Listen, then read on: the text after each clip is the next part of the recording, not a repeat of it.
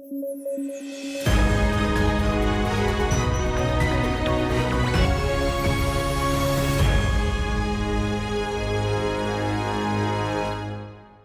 News at 9 programme में आपका स्वागत है। मैं हूं अमृत उपाध्याय। आइए जल्दी से देखें आज के हेडलाइंस।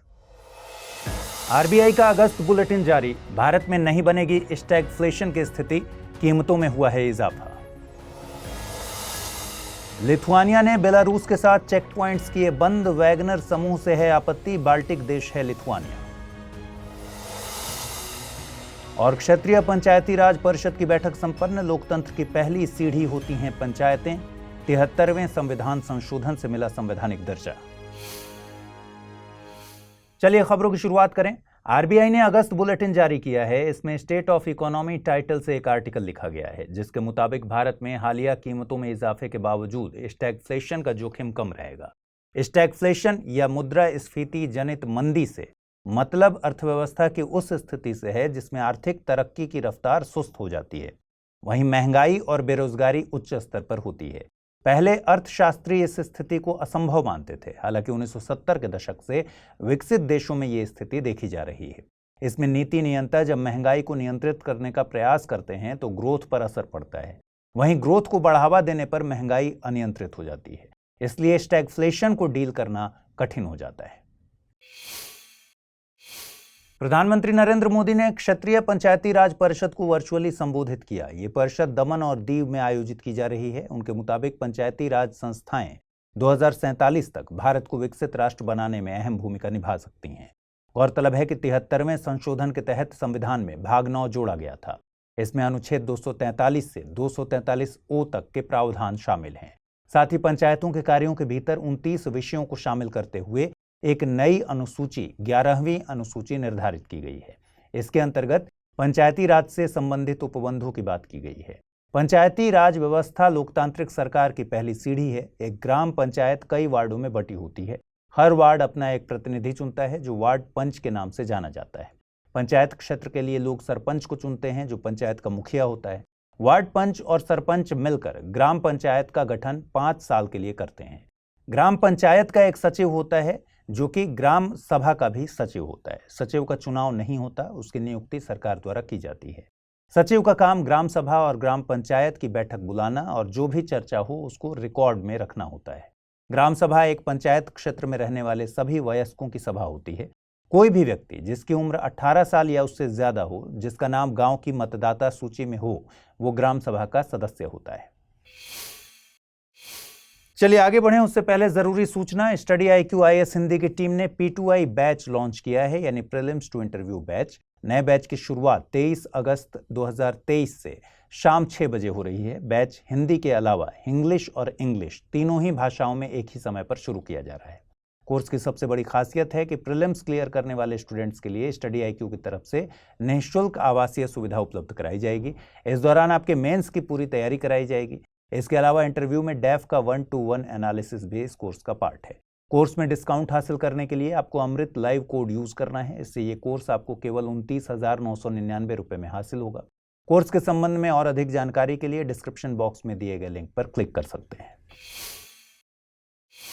यूरोप के पूर्वी हिस्से से फिर एक खबर आ रही है। दरअसल लिथुआनिया ने बेलारूस की सीमा पर लगने वाले 2 चेक पॉइंट्स को अस्थायी तौर पर बंद करने की घोषणा की है। लिथुआनिया और बेलारूस की सीमा पर 6 चेक पॉइंट्स मौजूद हैं। स्थानीय मीडिया के मुताबिक दोनों देशों के बीच टेंशन लगातार बढ़ रही है। लिथुआनिया को बेलारूस में मौजूद रूस समर्थित वैगनर समूह से आपत्ति है। वैगनर समूह एक प्राइवेट पैरामिलिट्री ग्रुप है। इसमें अधिकांश लोग रूसी सेना और स्पेशल फोर्सेज के पूर्व सैनिक हैं। यह समूह पहली बार साल 2014 में खबरों में आया था, जब इसने यूक्रेन से क्रीमिया को अलग करने में रूस को मदद दी थी। आपको बता दें कि लिथुआनिया पूर्वी यूरोप में मौजूद एक देश है। लिथुआनिया के पश्चिमी तट पर बाल्टिक सी स्थित है। तीनों बाल्टिक देशों में लिथुआनिया एरिया वाइज सबसे बड़ा है। बाल्टिक देशों में लिथुआनिया के अलावा एस्टोनिया और लातविया भी शामिल है। यह अपनी सीमा बेलारूस, लातविया, पोलैंड और रूस से साझा करता है। इसकी राजधानी विल्नियस है। ये नाटो और यूरोपियन यूनियन में सदस्य के तौर पर शामिल है। इधर तमिलनाडु ने सौर ऊर्जा के उत्पादन में एक नया रिकॉर्ड कायम कर दिया है। तमिलनाडु ने फरवरी 2023 में पिछला रिकॉर्ड 4,866 मेगावाट को बनाया था। 16 अगस्त 2023 को नया रिकॉर्ड 882 मेगावाट का बना है। तमिलनाडु में installed solar power capacity 6750 megawatt की है। दक्षिणी राज्यों में तमिलनाडु ऊर्जा खपत के मामले में पहले नंबर पर है। गौरतलब है कि सौर ऊर्जा पृथ्वी पर मौजूद ऊर्जा का सबसे स्वच्छ और ज्यादा मात्रा वाला संसाधन है। सौर ऊर्जा की जितनी मात्रा पृथ्वी पर 1 घंटे में पहुंचती है, उतनी मात्रा की जरूरत सभी मानवीय गतिविधियों के लिए 1 साल में होती है। भारत में साल भर में तकरीबन 300 दिन सनी डेज यानी खिली धूप वाले होते हैं। हर दिन प्रति वर्ग किलोमीटर पर 4 से 7 किलोवाट प्रति घंटा सूर्यातप हासिल होता है। यदि इस ऊर्जा का एफिशिएंटली दोहन किया जाए तो भारत की ऊर्जा जरूरतों से आसानी से निपटा जा सकता है। साथ ही कार्बन उत्सर्जन की चिंता भी नहीं करनी होगी। भारत में इंस्टॉल्ड सोलर पावर कैपेसिटी के मामले में राजस्थान पहले नंबर पर है। भारत में सौर ऊर्जा को बढ़ावा देने के लिए कई तरह की योजनाएं चल रही हैं। इनमें roof top solar programme, PM Kusum, solar park scheme, green energy corridor scheme और PLI स्कीम शामिल है। आइए अब जल्दी से देखते हैं क्या है रैपिड न्यूज में खास। भारत की पहली 3D printed post office building का शुभारंभ बेंगलुरु में किया गया है। 3D प्रिंटिंग तकनीक से बनी इस बिल्डिंग के निर्माण में परंपरागत तरीकों की तुलना में 30% कम लागत आई, साथ ही समय की बचत भी हुई। RBI ने उद्गम वेब पोर्टल लॉन्च किया है। उद्गम से मतलब है unclaimed deposits gateway to access information. इसके जरिए कई बैंक्स में मौजूद अनक्लेम्ड डिपॉजिट्स को एक ही जगह से ट्रैक किया जा सकेगा। सेंट्रल वाटर कमीशन ने फ्लड वॉच ऐप लॉन्च किया है। इसके जरिए बाढ़ की भविष्यवाणी 1 दिन पहले की जाएगी। ऐप में राज्यवार 7 दिनों की सलाह भी मुहैया कराई जाएगी। बाढ़ की स्थिति कलर कोडिंग के जरिए बताई जाएगी। जैसे हरा रंग सामान्य स्थिति को, लाल रंग गंभीर खतरे को दिखाएगा। वार्निंग्स हिंदी और अंग्रेजी भाषा में दी जाएगी। एसोसिएशन ऑफ डेमोक्रेटिक रिफॉर्म्स ने कुछ आंकड़े जारी किए हैं, जिसके मुताबिक राज्यसभा के 12% मौजूदा सांसद बिलियनियर्स हैं। इनमें सबसे ज्यादा प्रतिशत आंध्र प्रदेश और तेलंगाना के सांसदों का है। आइए अब देखें जल्दी से बुलेटिन पर आधारित क्या प्रश्न बन सकते हैं। पहला प्रश्न, भारत में 3D printed post office building किस शहर में बनाई गई है? नई दिल्ली, मुंबई, कोलकाता या फिर बेंगलुरु?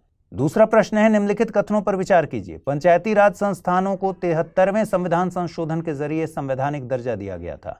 ग्राम पंचायत की बैठक सरपंच द्वारा बुलाई जाती है। उपर्युक्त में से कितने कथन सही है या हैं? केवल 1, केवल 2, 1 और 2 दोनों, न तो 1 और नहीं 2।